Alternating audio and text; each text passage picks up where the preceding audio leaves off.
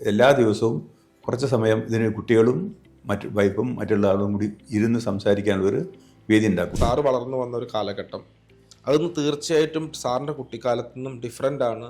Sir മക്കളെ വളർത്തിയൊരു കാലഘട്ടം അല്ലേ? കറക്റ്റ്. അതിന് എൻ്റെ ഡിഫറെൻ്റ് ആണ്. ഇപ്പം സാറിൻ്റെ മക്കളെ എന്തെങ്കിലും ആ ഒരു ജനറേഷൻ, അപ്പോൾ തേർഡ് ജനറേഷൻ, ഈ ഒരു ജനറേഷൻ ഗ്യാപ്പിൽ സാർ ഐഡൻറ്റിഫൈ ചെയ്ത പേരൻസും കുട്ടികളും തമ്മിലുള്ള അറ്റാച്ച്മെൻറ്റ്, സംസാരം, ഇതൊക്കെ കൂടുകയാണോ കുറയുകയാണോ ചെയ്തുകൊണ്ടിരിക്കുന്നത് സാറിൻ്റെ ഒരു കാഴ്ചപ്പാട്? മുമ്പ് ഉള്ള രൂപത്തിലുള്ള പേരൻസ് കുട്ടികളുള്ള അറ്റാച്ച്മെൻറ്റ് ഇന്ന് കാണുന്നില്ല.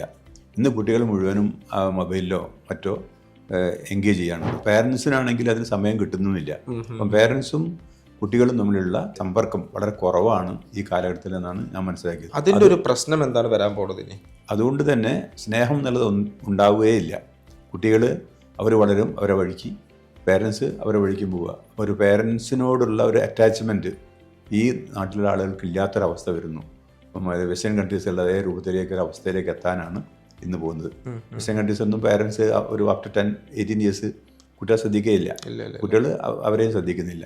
ആ അവസ്ഥയിലേക്ക് നമ്മളെ ഇവിടുത്തെ കുട്ടികളും എത്തിപ്പെടാനുള്ള സാധ്യത ഇങ്ങനെ പോവുകയാണെങ്കിൽ ഉണ്ടെന്നാണ് എൻ്റെ കാഴ്ചപ്പാട്. അപ്പോൾ സാറ് എന്താണ് അത് സാറിൻ്റെ കുടുംബത്തിൽ ചെയ്യുന്ന ഒരു ആക്ടിവിറ്റി എന്താണ്? ആ ഒരു ബന്ധം കൂട്ടിക്കൊണ്ടുവരാൻ സാറിൻ്റെ ഒരു ഫാമിലിയിൽ സാറ് ചെയ്യുന്ന ഒരു പ്രാക്ടീസ് എന്താണ്?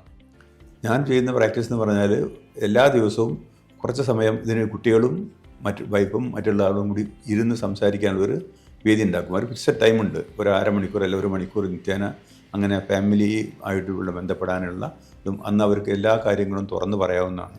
കുട്ടികൾക്ക് അവരുടെ മനസ്സിലുള്ള കാര്യങ്ങളും അതുപോലെ മറ്റുള്ള പ്രശ്നങ്ങൾ എന്തെങ്കിലും ഉണ്ടെങ്കിൽ വീട്ടുകാർക്കും പറയാനുള്ള ഒരു ചാൻസ് ഉണ്ടാക്കി കൊടുക്കുക ചെയ്യുന്നത്.